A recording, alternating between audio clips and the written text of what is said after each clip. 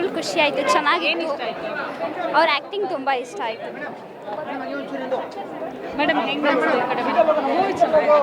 ಚೆನ್ನಾಗಿದೆ ಮೂವಿ. ಹೊಸಬ್ರು ಮೂವಿ ಅಂತ ಅನ್ಸಲ್ಲ, ಚೆನ್ನಾಗಿದೆ. ಮೇಡಮ್ ಈ ಕಡೆ ಬನ್ನಿ. ನೀವು ಮಾತಾಡಪ್ಪ. ಫಿಲಮ್ ಚೆನ್ನಾಗಿತ್ತು. ಏನಿಷ್ಟ ಆಯಿತು? ಏನಿಷ್ಟ ಆಯಿತು? ಅವ್ರ ಅಪ್ಪ ಅಮ್ಮಂದು ಏನಿಷ್ಟ ಆಯಿತು ಸಿನಿಮಾ? ತಂದೆ ತಾಯಿ ಬೆಲೆ ಹೇಗಿರುತ್ತೆ, ಇದ್ದಾಗ ಹೇಗೆ ನೋಡ್ಕೋಬೇಕು, ಇಲ್ದಿದ್ದಾಗ ಏನು ಫೀಲ್ ಆಗುತ್ತೆ ಅನ್ನೋದೊಂದು ತುಂಬ ಚೆನ್ನಾಗಿತ್ತು. ಅದು ಹೆಂಗೆ ಅನಿಸ್ತು ಸಿನಿಮಾ? ಚೆನ್ನಾಗಿದೆ.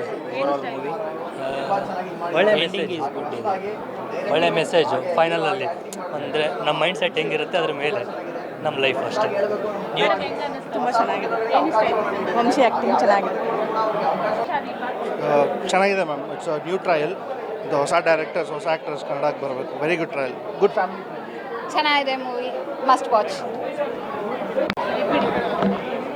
ಇವತ್ತು ರಾಜ್ಕುಮಾರ್ ಅವರು ಬರ್ತಾಳೆ. ಅವರಿಗೆ ಹುಟ್ಟುಹಬ್ಬದ ಆರ್ಥಿಕ ಶುಭಾಶಯಗಳು ರಾಜಣ್ಣ. ನೀವು ಇಲ್ಲಂತ ಯಾವತ್ತೂ ಅಂದ್ಕೊಂಡಿಲ್ಲ, ಯಾವತ್ತೂ ನಮ್ಮ ಹೃದಯದಲ್ಲಿ ಯಾವತ್ತೂ ಇರ್ತೀರ.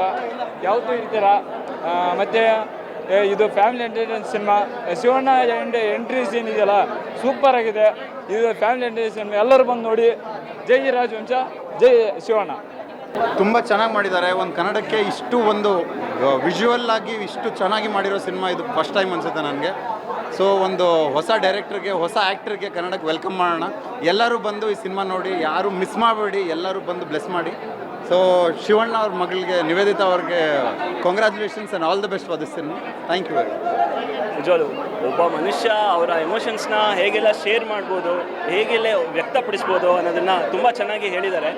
ಅದನ್ನು ಸ್ಕ್ರೀನಿಗೆ ತಂದು ಫಸ್ಟ್ ಟೈಮ್ ಕನ್ನಡ ಚಾನಲಲ್ಲಿ, ಲೈಕ್ ಕನ್ನಡ ಇಂಡಸ್ಟ್ರಿಯಲ್ಲಿ ಈ ಥರ ಒಂದು ಕಥೆನ ಹೇಳೋಕ್ಕೆ ಟ್ರೈ ಮಾಡಿದ್ದಾರೆ. ದಯವಿಟ್ಟು ಬಂದು ನೋಡಿ. ಮೂವಿ ತುಂಬ ಚೆನ್ನಾಗಿದೆ, ನನಗಂತೂ ತುಂಬ ಇಷ್ಟ ಆಯಿತು.